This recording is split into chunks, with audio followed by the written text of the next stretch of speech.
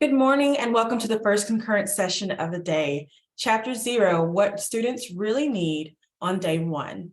Our presenter today is Dan Van Buren, faculty member at Ames Community College.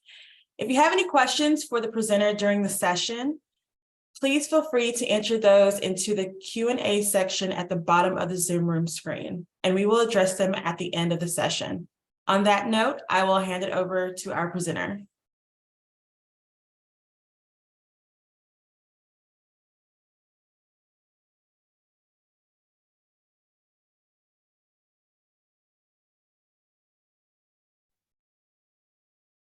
All right, hello.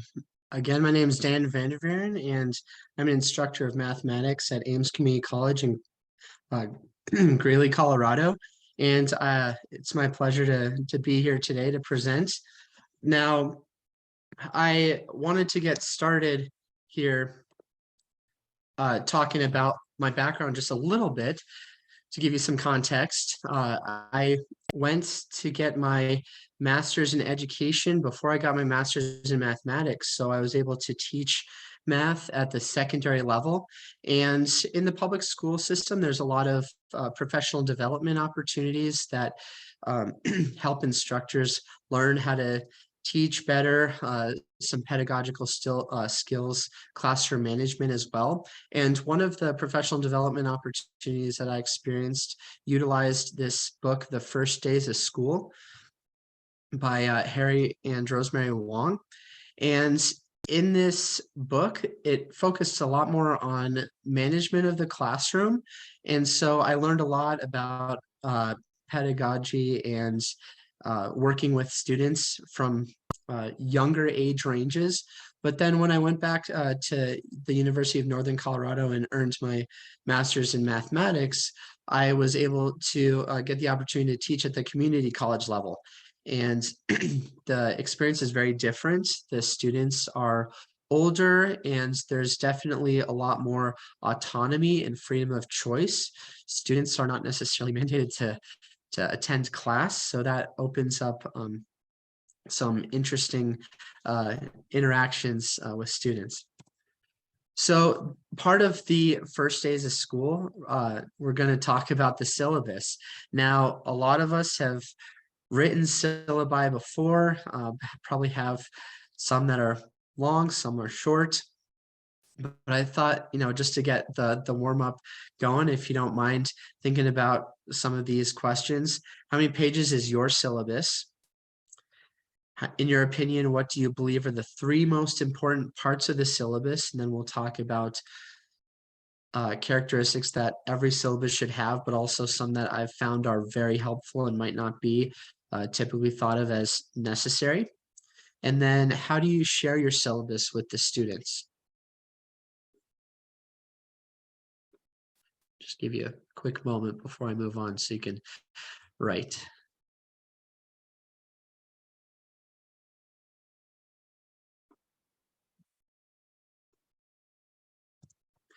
Okay, so I wanted to share this little comic strip here. We've possibly had these interactions with students before. What did we cover in class last week? It's in the syllabus. What's your late homework policy? It's in the syllabus. What are your office hours? It's in the syllabus. How will my grade be computed, right? We've been answering this question long, different questions long enough to just want to hold up that sign, right? So there's several characteristics that a syllabus needs to have. So with the rise of artificial intelligence, I thought, why not ask ChatGPT? So I typed in the question, what's the purpose of a syllabus? And it gave me this description. I'll read it really quickly. A syllabus is a document that outlines the content, goals, and expectations of the course. Its purpose is to provide students with a clear understanding of what will be covered in the course requirements, grading policies, and the instructor's expectations. It serves as a roadmap for the course and helps students to stay on track and focus throughout the semester. The syllabus also provides important information about the instructor, including office hours, contact information, and any specific policies or procedures that students should be aware of. Additionally, this syllabus may include information about the course schedule, including important dates and deadlines, as well as any required readings or assignments. Overall, the purpose of a syllabus is to provide students with a comprehensive overview of the course and to help them succeed academically. Now, a lot of this verbiage sounds very logistical, right? Very factual, things that sound obvious maybe, but there are some components that I'm not sure that I really read here in this description that I wanted to point out today. So when you're writing a syllabus, you want to definitely include some of the following that I've listed here. There's this thing called a universal syllabus. You might be familiar with that term. It's typically institutionally mandated, so there's going to be specific requirements and information that has to be provided for the students. Sometimes you might have like a disability services statement, or definitely the instructor information. The basic information is included in this universal syllabus oftentimes, and it includes a course title, meeting times, days, times a day. The instructor's contact information, office hour availability. We'll talk a little bit more in detail about that later. The materials, if there's a textbook, there's a lot of courses that are moving into OER and free resources to where a textbook might not be necessary, or it's possible that the instructor has created their own slides or notes for the students to where they might not need to purchase a textbook to be successful in the course. Or there might be a recommended textbook that's being used in alignment with the course objectives. A lot of classes require a computer, but some students, if they don't have access to that, they might need to either use a computer on campus or borrow them. At our college, there's opportunity for students to rent laptops and then return them by the end of the semester or the end of a certain period of time. And then they're able to use that for their coursework. Calculator sometimes need to be specific about what kinds are allowed based off of the high technology these days. Some of those calculators are very, very strong and can do a lot of calculations that might not provide as equitable of a situation. So think about that. And then breakdown of how assignments are weighted and scored. That leads into the grading policies and the breakdown of grades. If your school is working off of like a 10-point grade system where a 90 to 100 is an A, an 80 to an 89 is a B, etc. Or if there's another grading system, like if it's a pass-fail course and what the expectations are to pass versus to not receive a passing grade. Attendance policies, if attendance is for a grade, or if attendance is just recommended, or if there's no requirement on attendance, that should be in the syllabus.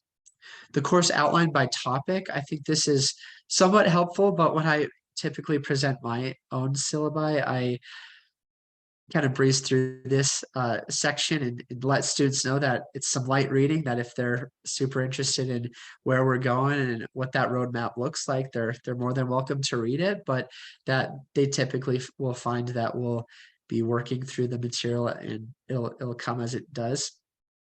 The course objectives, again, some extra light reading, but will help students understand what they need to be able to do by the end or demonstrate mastery of the course.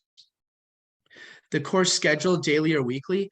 This is sometimes challenging for instructors who are maybe starting their career or are teaching a new class they haven't taught before, because it's sometimes hard to know the pacing guide and if you should be in unit 1, 2, 3 by any particular date. But I have found that when I provide that schedule, students don't ask the question, what are we doing next class period? Is next class period a testing day? Or similar questions about the timeline of the course. And then I put this at the end, the amendment clause is always good to include, so you can let students know if there are changes that need to be made, that you as an instructor can share that with students, maybe via email, or if you use like Canvas or D2L or Blackboard or something similar, you can have that posted in the announcements. So here's some food for thought about the syllabus and maybe some things that you might want to consider while you're writing your own syllabus. I'll read these questions and you can think about them. Should I read or thoroughly review the syllabus to the class on the first day, or should I give the students a syllabus quiz to make sure they read it on their own time?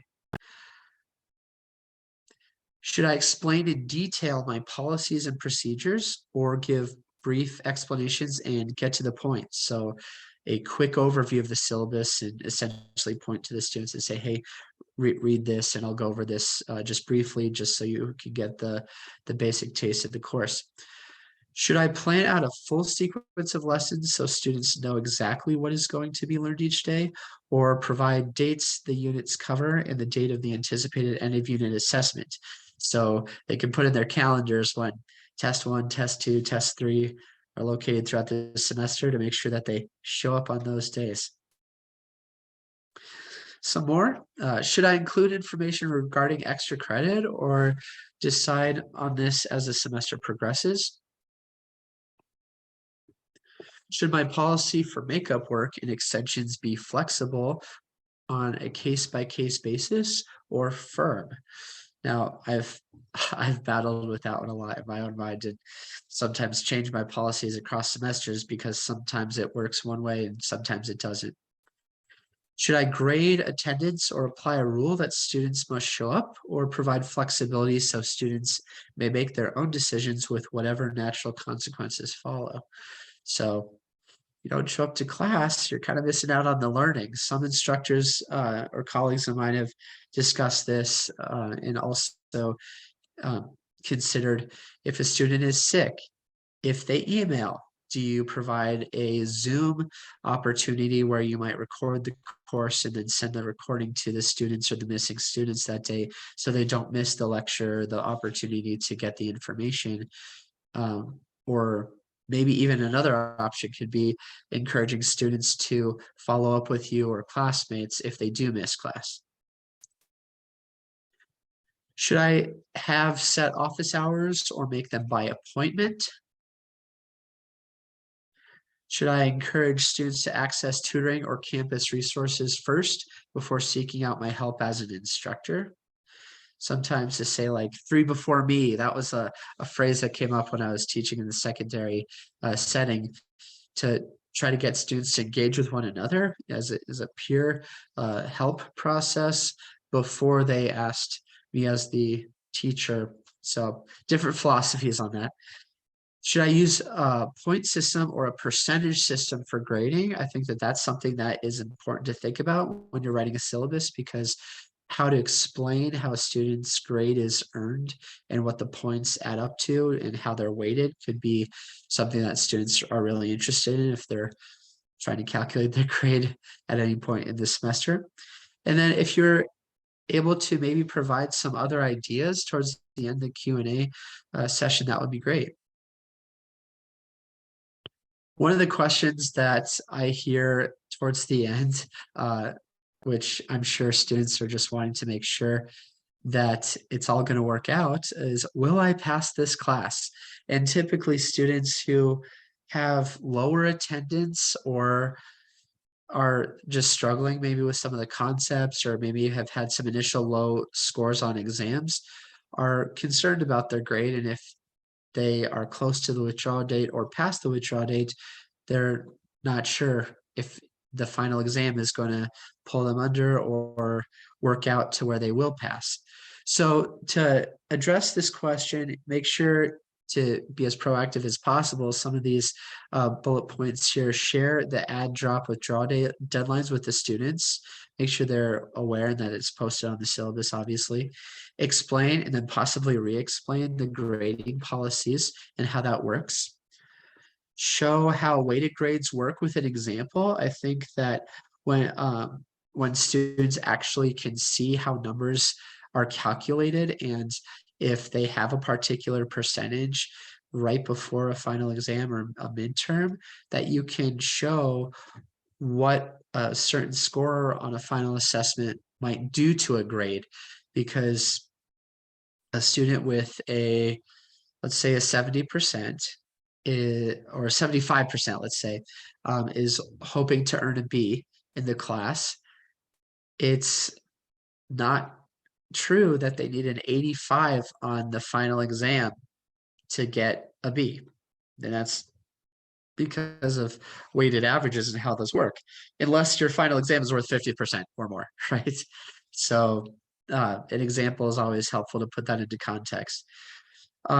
You can use a spreadsheet to let students play the what if game. I've actually done that before, and students really appreciate that because they can type in some hypothetical numbers for themselves, and that allows them to, be excited or maybe concerned about where their grade currently stands, and then they can reach out to me and express those concerns or whatever the case may be.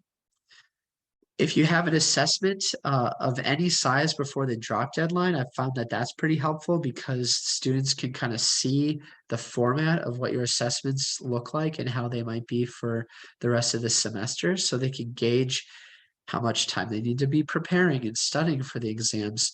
And if it seems like too much, they might make a decision before it's a larger consequence from maybe a financial aid standpoint as well. And then giving a pre-assessment if your class requires prerequisite knowledge. I teach college algebra, so there's material that's covered in pre-algebra and the courses leading up to the college algebra class. So I have found that when I do this, students are able to determine relatively quickly, once I give feedback, that maybe they're not ready for college algebra yet. I don't know how many of you have been teaching for enough years to know about the transition between the different numbering systems. And then also we used to have the AccuPlacer to do math placement at the college level, and students would take that exam, and based on their score, they'd be able to say, well, I'm ready for this class and I could enroll in this level and be decently successful. That was typically how it was run. But without that now, or having that sort of assessment in most colleges, to my knowledge, it's sometimes hard because students will self-place maybe above their ability level and then struggle and have to either retake the course or, figure it out a different way.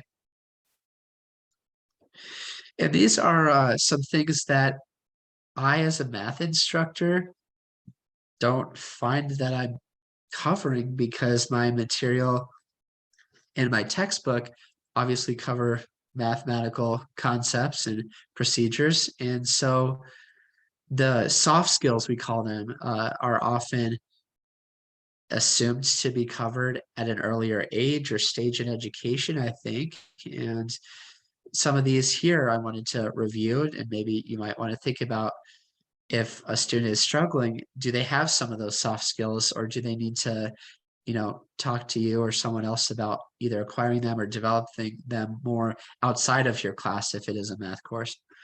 So how to take effective notes, how to read a textbook properly. Some of those textbooks there's a lot of technical verbiage in them and vocabulary, and the font is kind of small sometimes. And even if there's pictures, it doesn't necessarily fix the readability.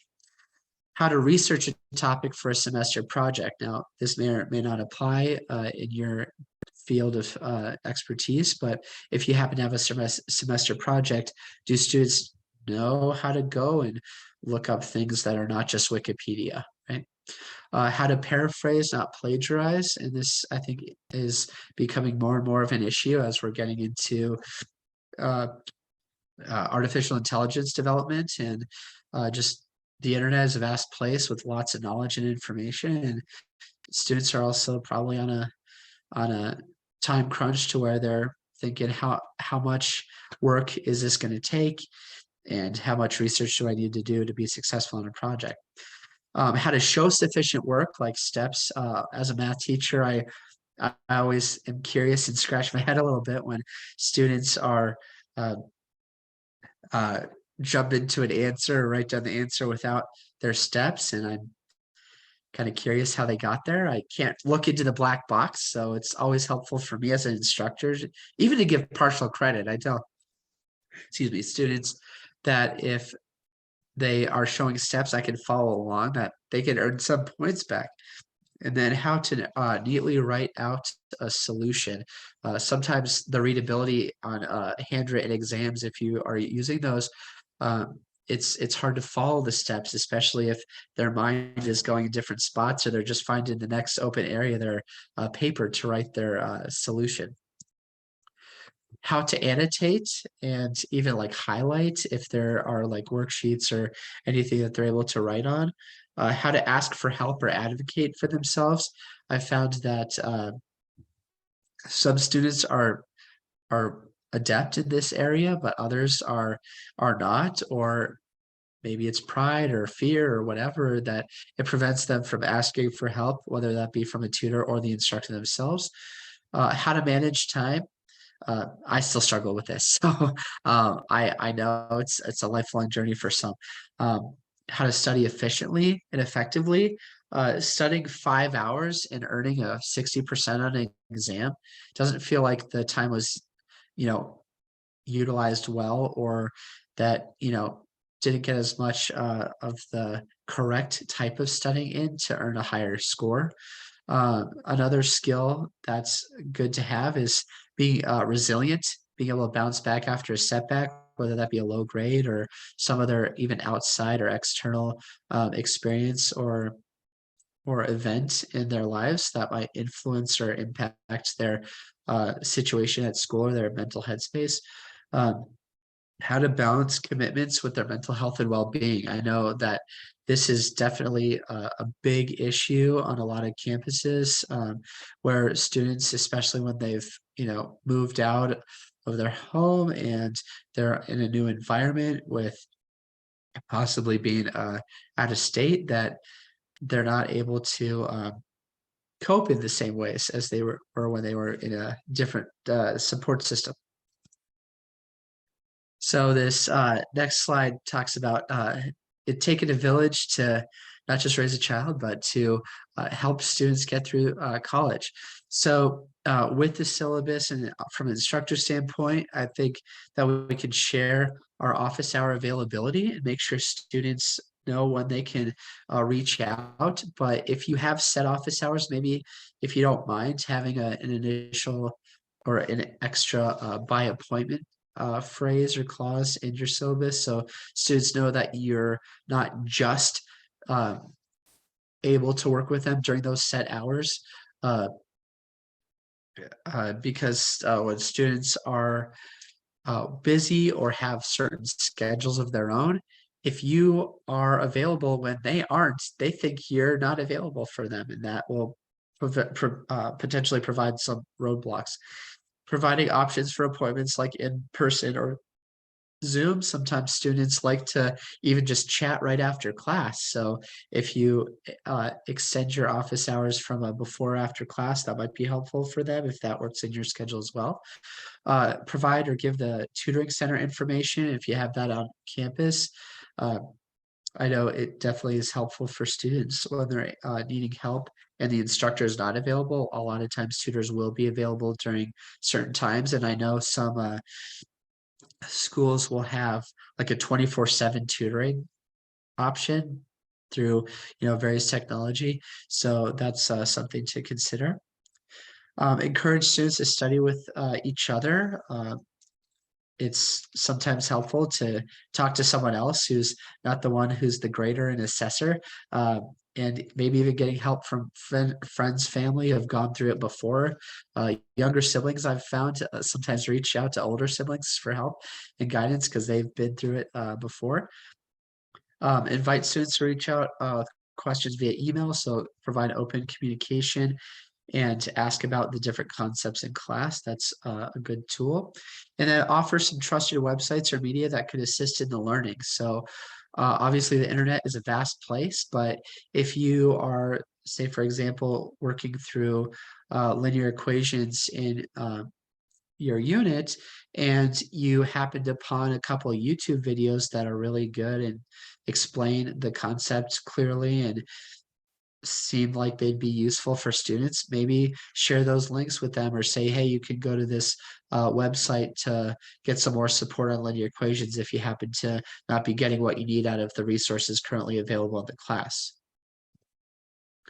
So I've done a few of these things, and I want to share some of the other facets of my syllabus and first days of school. My syllabus happens to be 11 pages, and a lot of that is filled with some of that mandatory stuff that I talked about before. I also find that I want to be clear as possible, but when I go over the syllabus, I don't use a quiz. So I find that giving the brief overview, but the most important details for students to be successful is my, I guess, my philosophy of how to distribute that. And then I do post my syllabus on our website, but I also email students a copy as well to their student emails for them to keep as a file on their computer for the course. And then I also share with them if I need to change like the schedule or if we're maybe behind and we need to swap a unit out with another unit or just make some edits, or if I notice that my grading scheme is maybe like a little too rigorous, especially when I'm teaching my class the first time. There's been a couple of times where I've said, okay, well, I'm going to cut back or I'm going to remove this assignment from the grade book because we don't have enough time to go through everything and still have everyone be as successful. So open lines of communication around that. And then I also create a course outline with some buffer periods and work time just in case. And if it happens that we're ahead of schedule, great. Students love that, I've found, because they're typically not always caught up on some of their assignments. And with my policies, I've provided students with some extension time, and if they're able to still turn in an assignment a little bit late, they feel like that flexibility helps them, especially when they have other obligations like work, family, getting sick. Sometimes that is a setback that they need extra time to finish their work. I save a template with highlighted sections that change every semester because then that's visual cues to me that I can make some quicker edits instead of typing out the whole syllabus or trying to do a search and find on all the pieces that I need to fix.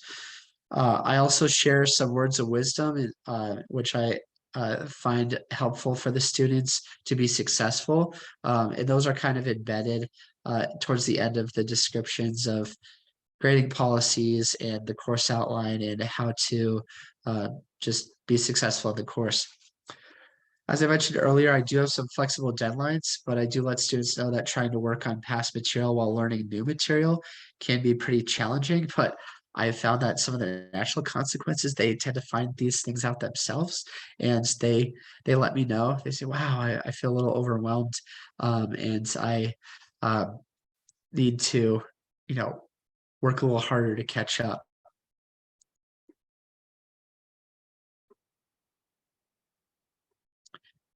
I also use a diagnostic assessment, which I've started to do in more recent semesters than when I first started out. I didn't really have that in mind, but especially with the courses that I'm currently teaching, that has really helped me and the students like kind of see where they're at, and then it allows me to communicate with them and have more conversations around their readiness and comfort level with continuing on in the course. And I have had some conversations with students and they've let me know that they don't feel ready and they feel like they need to take a prerequisite course before taking my class. But my first day was a warm enough presentation to where they tell me they want to be in my class next semester, which that always makes my day. I really enjoy when they say that.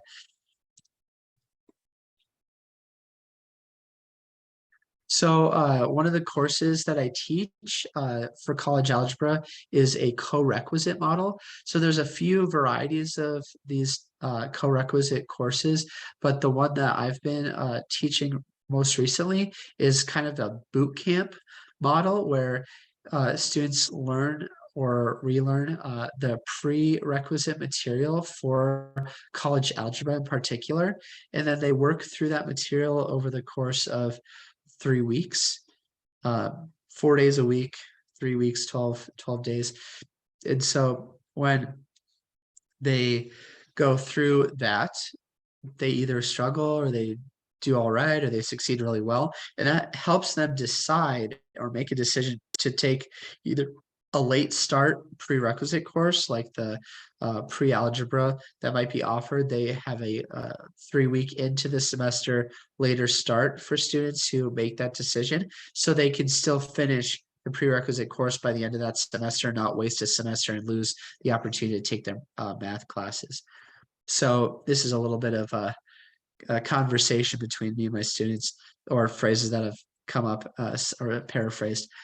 So this is the material you'll review to get ready for college algebra. And the students will either say something like, I don't remember a lot of this, or it has been 10 years since I've taken a math class.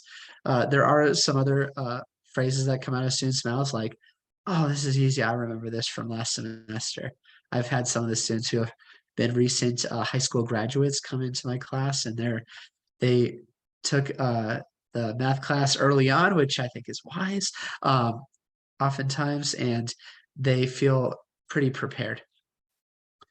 By day 12, the end of the 3rd week of this co-requisite model, I'm typically saying something like, now you ought to feel ready for college algebra because we've gone over the prerequisite material. And some students will say, all right, I think I can do this. I think I'm ready to go. I'm registering for the college algebra course. And then there's others who, realize this has been somewhat challenging and I'm not really sure if I'm able to stay in this class, and they're kind of on the fence. And that's where I, reach out to them, especially if I have knowledge that their grades haven't been as high as they probably would have liked, or that I feel comfortable, bringing them through to the next stage. We typically email back and forth about that. And then day 13 is the start of that 4th week, which is the beginning of the full on college algebra course. I'm saying, here we are in college algebra. We're starting. And some students are like really pumped. They're saying, yeah, let's do this. And then others are, telling me, I'm sorry, I don't think I could stick around. And others who are even saying, I need to drop back down to pre-algebra, but I hope to see you again. Like I stated before, that makes my day. But they come in from an email because they have these like light bulb moments for themselves where they're thinking, I'm not really thinking that it's in my best interest, or I want to keep a high GPA. And right now, this probably isn't going to happen unless I get some review in a slower paced format like the actual pre-algebra course. So this is something that I've heard talked about in different circles and conferences that I've attended. It's an intriguing idea, so maybe you can think about it yourself as well. And if you have comments about it, sure, that sounds great. But what if students in your class co-created the course syllabus? How would that change the ball game, and how would that affect maybe buy-in or other um, future experiences throughout the course? And then I'm kind of curious in the Q&A if you have some ideas or thoughts about what works for you. If you don't mind sharing some of that in the Q&A in addition to questions, and I could provide some of my own feedback or answer what I think. So I think we're ready for that. And then just real quickly before we go to the Q&A, this comes up sometimes. When will I ever use this, especially in math classes? And I was just kind of curious if this is a question that is good to address on the first day, or if instructors should wait until it comes up and then address it. So another nugget. So that's what I got.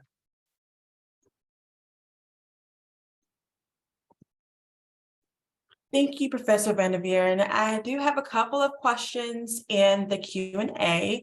The first one, I email my syllabus to my students before the first day of class with instructions to read it, print it, and bring it to class. On the first day, I record a very small grade, check if they have it but have not read it, or if they found it but did not print it.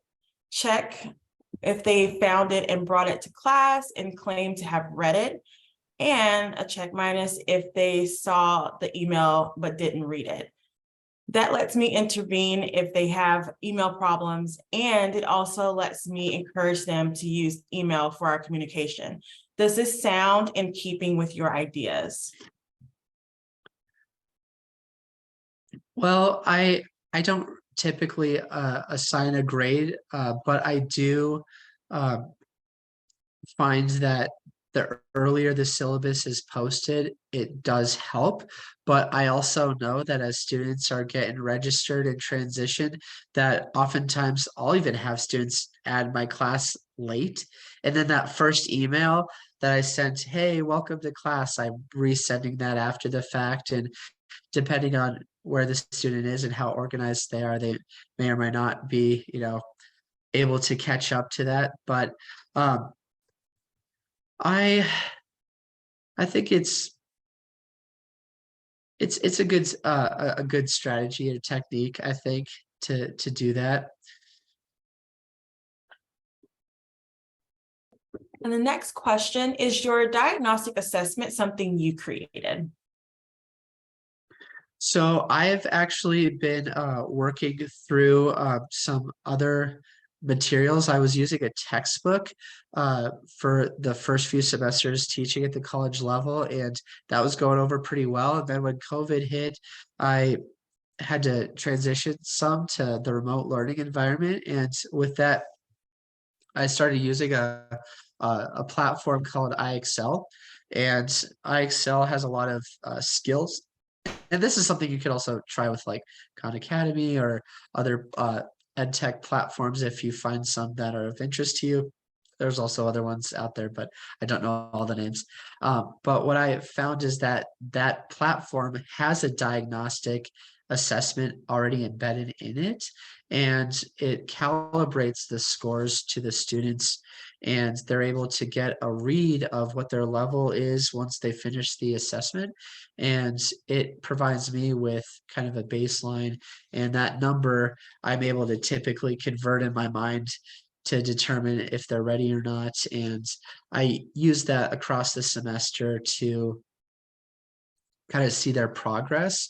But I have colleagues who are teaching that co-requisite course that I talked about earlier, who have made just a handmade version that's similar to like the AccuPlacer for determining a level of readiness. So either way, I'd say any textbook that has either like a prerequisite chapter or a series of textbooks that might have like the level right under intermediate algebra, like the beginning algebra, to grab questions or similar ones, maybe switch the numbers if you wish, and then have that as kind of a guide. And if they have a particular score within their range, if it's like say 20 questions, a certain score out of 20, you could determine maybe after a couple of semesters of doing some data collection, what readiness looks like.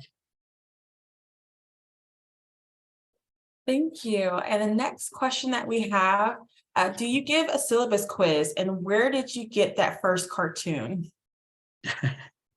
I think it said like PhD comics, uh, something like that. Um, I did a Creative Commons Google search on it and found it. It's pretty clever. I don't, excuse me, typically do a syllabus quiz myself. I find that uh, I'm okay with interacting with students, and if they ask me a question that's on the syllabus, I'm the one to do the, after a couple of, responses, hold the sign up or send them an email and say, oh, I shared that in the syllabus, but you can find that in D2L. And I'm friendly about it. I try to keep it light. I don't mean to be abrasive or rude about it, but I find that syllabus quizzes don't necessarily work for my teaching style, but to each his or her own, I suppose. All right, our next question, is the 4-week boot camp a separate course after which students register for a 12-week pre-calculus algebra course in the same semester? Yeah, so it's actually a 3-week boot camp, but if it worked out for any particular college, I know that sometimes the schedule's a little different, but across the semester, yes, it'd be 3 weeks and then about 12-ish weeks after that of the college algebra pre-calc course. And we have a couple of comments. One, an instructor says that students can't have access to the rest of the course if they do not take score of 100% on the syllabus quiz. This particular instructor posts their syllabus in the D2L. The next one, on the first day of class, I plan the day to be the tip of the iceberg. I try to have us do things that represent what we will do the rest of the semester. For example, students do some problem solving in small groups, as we will be doing that quite a bit during the semester. We discuss their expectations and ground rules for the course and for themselves. I begin learning their names by asking them to say their names. I go around to the small groups and ask. Finally, to prep for the first day, I use a great book of weekly tips for teaching first-gen students. The tips are so helpful and helpfully inclusive and observe some universal design principles that help every member of the class. All right. Yeah, those sound like great strategies. Yeah, awesome. And then we have a couple more questions. The first question, I use a course guide tutorial video to cover much of what you explored today from the syllabus. I found that the video gets quite long, 1 to 2 hours, in order to be comprehensive. What's your perspective on this? I would say that providing tutorials that are made by others, it could go either way. I found that when students are watching their own instructor provide the information, or if the tutorial is made by the actual instructor instead of a link provided by the instructor. I know I mentioned like you could share those types of things with students, but I think the trust level increases because the students see that the instructor themselves is going kind of that extra mile to create something that is specific to their course, not necessarily generic or general information that would be shared to anybody. Even when I was looking for a couple of fun little videos myself, I came across a 1-minute here's what a syllabus is video, and it didn't include enough. I felt like it wasn't giving students enough of that information, but I got the opportunity to present a TEDx talk in 2008. Mine was only 8 minutes, but I think there's a TED quota for the number of minutes a talk needs to be. And I think it's like 18. And there's some psychological research out there that says the attention span is so much, and that there's some sweet spots of number of minutes that you want to have for even just your lectures. So if you happen to even have long periods for your courses, like say an hour and a half, it's always good to have a break or two in there so students can get some water, do a lap around the building, whatever the case may be. So that's something that you can even mention on the first day of class too. Great. Thank you. And we have two more questions. How do you handle regular versus special education students? So at the college level, it's required for the students to kind of take it on themselves and apply for the extra services and assistance and support for that side of the learning. And so I have had students in my classes that qualify for that, and I provide them with, the extended time, and I've had them take their tests in a different environment when possible and when requested by the student. And so that helps them feel comfortable within my class and feel like they're provided an avenue for success. It's always good to keep those things front of mind. So halfway through this semester, you're not missing sending a test over the testing center for that specific student or students, and then they'll potentially lose some faith. You want to always be taking care of everybody. Thank you. And our next question, one of the biggest issues I've seen is with students who enroll in my 8-week accelerated course. How should I better convey the rapid pace of the class to support student success? You were breaking up just a little bit. Can you re-ask that question one more time? Yes. One of the biggest issues that this instructor has seen is with students who enroll in their 8-week accelerated course. How should this instructor better convey the rapid pace of the class to support success students? Sometimes metaphors are good. I would also maybe even compare previous learning experiences to the current one and put it into perspective. If you tell a student that the reason college feels challenging is because a lot of the material is taken a whole year from high school and now is half a year. In one semester, you're getting as much or more material in that shortened amount of time. And then if you put it into perspective, again, 8 weeks means that the amount of material learned is like quadrupled. So you can explain to students, and sometimes it's not always gonna ring through or be understood, and students will say, I think I could do it, and they're really I guess motivated, or I don't know if stubborn is the right word, but they really want to just try, or they have this idea that they just don't want to fail, and so they'll just see what happens. And sometimes it works out, sometimes it doesn't, but I would maybe help them understand by saying, if you have a job outside of school, if you have family obligations outside of school, if you have 4 classes that you're taking and you're trying to also do this 8-week accelerated course, what number of hours is going to be expected out of a student to put forth in studying and homework? And I don't know how many of you have heard of the credit to homework rule, but it's said that about 1 credit hour at the college level, which a lot of courses are 3, 4, some of 5 credits. Calculus is 5 credits at my school.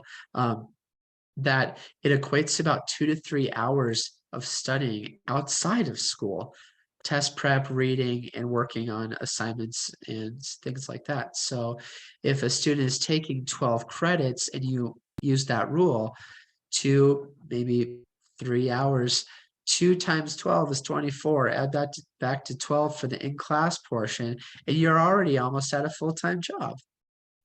So I think students, when they hear things like that and those types of statistics, it helps them realize, wow, I might be biting off more than I can chew.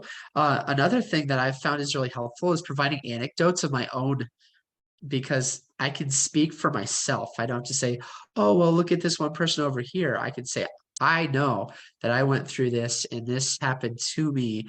Firsthand experience helps them also be able to connect, and it, I think, resonates more when you're able to provide personal anecdotes too. Thank you. We did get one last question in, so we have time for this one. Much of our syllabus is mandated by our college. It's a multi-page syllabus and reads like a legal brief. I find that many students only look at the syllabus on the first day, if they even look at it at all. How does one get students in the habit of going to the syllabus throughout the semester? Well, I think a lot of people read legal documents when they need to, or when it applies to a certain situation that they find affects them. Like if a student is trying to figure out how they're going to pass the class, they might look back to the grading policies. If they're trying to figure out if missing 6 class periods is going to affect their grade, they'd look back at the attendance policies. If they think they want to, email the professor, they're going to look at that contact information. I know that sometimes students, you don't hear from them until they're sending that panic email for the first time in this semester. So I think the communication needs to be, as high as possible. But I think that identifying early on what you believe is going to make them successful or not in the class, and share that with them on the first day, and then maybe even allude to certain things across the semester in an email. I found that this is kind of separate from the syllabus talk, but the way I run my class is in emails that I believe have important information. Towards the middle or end, I'll have a just a fun question like, what's your favorite flavor of potato chip? And I know that's very random, but I'll just wait, because that question requires a response. It requires a reply. And I'll have, let's say, I don't know, a third of the students initially respond. And then the next class period, I'll make an announcement. I'll say, so did everyone read their email? And you'll see some nods. And I'll be like, I was hoping that more people would, because I only found out 8 people's favorite potato chips. And then people are like, wait, what? Or the other thing is announcing like 2 points of extra credit for people who respond to emails, and then they see that, wow, you actually take this seriously, and you actually check your email and you're sending things out. I need to check my email. And so it kind of helps them become more conscientious.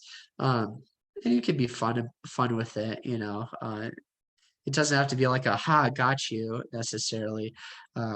But again, communication, and I think like the soft skills I mentioned earlier, some students aren't used to that, or they got so I guess I don't know. I don't know if numb is the right word, but just so used to getting email blasts that they just started tuning things out. Maybe in high school, they get a lot of email. And then they're like, I don't have time to read all this. They just wouldn't, or they only operate on their personal email. So one thing that I've found is helpful is, if it's possible, to share with students ways of forwarding emails from their school account to their personal account, or another account that they might access more, and teach them, because then they're able to figure out how to receive the communication better, and then stay in communication better with you. Thank you, Dr. Van der Buren. It looks like we're out of time. Thank you all so much for being here with us today for this session. Thank you again for sharing this valuable information. The next concurrent sessions will begin at 12 p.m. Eastern. You can view the chat for session meeting room links, or access the conference website for a complete list of concurrent sessions and their descriptions.